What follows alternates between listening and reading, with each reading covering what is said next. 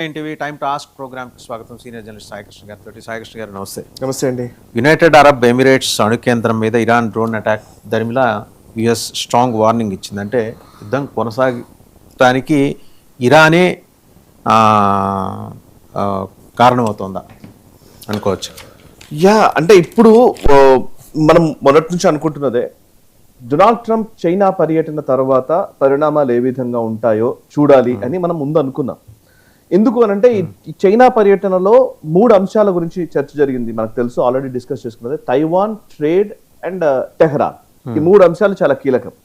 Taiwan విషయంలో stand ఏంటి అనేది, అండ్ టెహ్రాన్ విషయంలో అంటే ఇరాన్ విషయంలో, ఇరాన్ యుద్ధం సమయంలో ఈ సందర్భానికి సంబంధించి చైనా అధినేత షీ జిన్పింగ్ కి డొనాల్డ్ ట్రంప్ కి మధ్య జరిగినటువంటి చర్చలు చాలా కీలకం.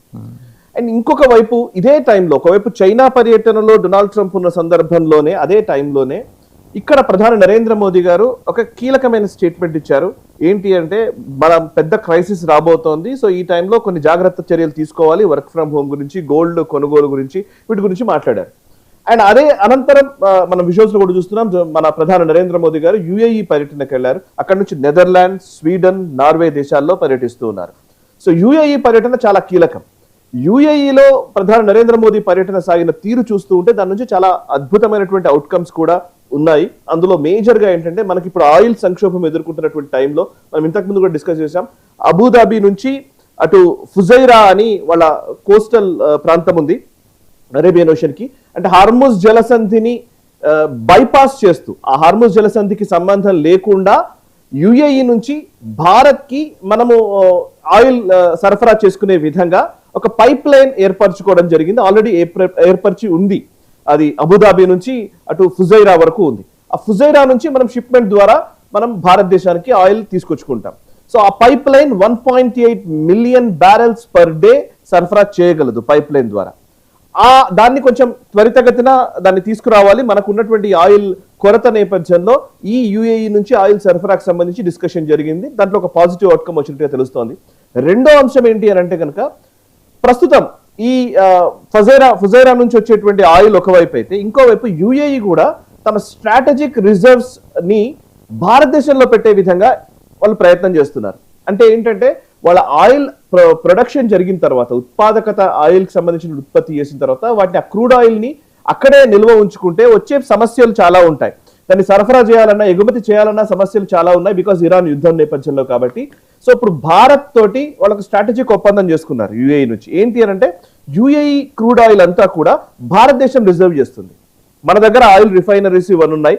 సో అద్భుతమైనటువంటి రిజర్వ్స్ మనం చేయడానికి వీలుగా ఇప్పుడు ఒప్పందం చేసుకున్నాం. సో దట్ ఏమైతుందంటే, 2 లాభాలు. ఒకటి, యుఏఈ ఎవరికైనా సరే ఎగుమతి చేసుకోవాలనుకుంటే ఈ పర్టికులర్ హార్ముజ్ సమస్య వాళ్ళకు ఉండదు. ఇరాన్ తోటి గొడవలు, ఈ ఘర్షణ, దీంతో సంబంధం లేకుండా ఫస్ట్ క్రూడ్ ఆయిల్ ఉత్పత్తి చేసేసి డైరెక్ట్ గా భారత్ కి పెట్టేసి భారత్ దగ్గర రిజర్వ్స్ పెడతారు. భారత్ నుంచి మిగతా దేశాలకు ఎగుమతి చేసుకునే విధంగా ఒక ప్లాన్. దీనివల్ల భారత్ కి లాభం. ఎందుకంటే మనం ఊరికే ఈ సప్లై చైన్ మీద డిపెండ్ అవ్వాల్సిన అవసరం లేదు. డైరెక్ట్ గా మన దగ్గర రిజర్వ్స్ ఉంటాయి కాబట్టి మనమే దాన్ని చేయొచ్చు. ఈవెన్ ఇదే ఒప్పందం ఈవెన్ సౌదీ అరామ్కో తోటి కూడా గతంలో ఒకసారి జరిగింది. అది పూర్తి స్థాయిలో ఇంకా జరగలేదు, కానీ అరామ్కో వాళ్ళకు కూడా స్ట్రాటజిక్ గా మన భారత్ లో రిజర్వ్ చేసుకునే విధంగా ఒక ప్రయత్నం చేయాలనేది ఉంది. సో నిజంగా చైనాకి ఇప్పుడు ఇవాళ అంత సంక్షోభం ఎందుకు రాలేదు అని అంటే, చైనాలో రిజర్వ్స్ చాలా ఉన్నాయి. వాళ్ళకి సుమారు ఒక 7 నెలలు 8 నెలల వరకు కూడా ఆయిల్ ఇక్కడ నుంచి రాకపోయినా కూడా వాళ్ళు బతకగలరు, వాళ్ళకి ఏం ప్రాబ్లం రాదు. బట్ రిజర్వ్స్ ఎక్కువ ఉన్నాయి వాళ్ళ దగ్గర, అంటే పెట్టుకోగలుగుతారు. మనం భారతదేశం కూడా అదే పరిస్థితి రాబోయే రోజుల్లో చేసుకోవడానికి వీలుగా ఇప్పుడు ప్రధాని నరేంద్ర మోదీ గారు యుఏఈకి వెళ్ళినప్పుడు జరిగినటువంటి పరిణామం. రెండోది ఏంటంటే, ఒకవైపు చైనాకి డొనాల్డ్ ట్రంప్ వెళ్ళారు, భారత ప్రధాని నరేంద్ర మోదీ గారు అటు యుఏఈ, నెదర్లాండ్స్, యూరప్ దేశాల్లో పర్యటిస్తూ ఉన్నారు. యూరప్ దేశాల్లో మనకు తెలుసు, ఆయన ఎక్కడికి వెళ్ళినా కూడా మన రూపే గురించి ఎక్కువగా ప్రొజెక్ట్ చేస్తూ ఉన్నారు, అండ్ యూపీఐ ట్రాన్సాక్షన్స్ గురించి ఎక్కువ చెప్తున్నారు. సో చైనాకి సంబంధించి ముఖ్యంగా అమెరికాకు ఆల్టర్నేట్ గా, డాలర్ కి ఆల్టర్నేట్ గా ఒక మాధ్యమం కావాలి ట్రేడ్ కి, వీటికి. సో ఆ మాధ్యమాల్ని మనం బిల్డ్ చేస్తున్నాం భారత్. ఆ ప్రతిపాదనలు ప్రతి దేశంలో ఇస్తూ ఉన్నాం. అయితే యూరోపియన్ దేశాలు చైనాను పూర్తిగా విశ్వసించే పరిస్థితుల్లో లేవు. సో ఆల్టర్నేట్ గా భారత్ ని విశ్వసించడానికి అవకాశం ఉంటాయి. సో ఆ ప్రయత్నాలు మనం చేస్తూ ఉన్నాం. ఎంతవరకు సఫలీకృతం అవుతాయనేది మనం లేటర్ ఆన్ మనకు తెలుస్తుంది. ఇదిలా జరుగుతున్నప్పుడే ఇంకో సంఘటన జరిగింది. అదేంటంటే, యుఏఈ, ఇందాక మీరు అడిగిన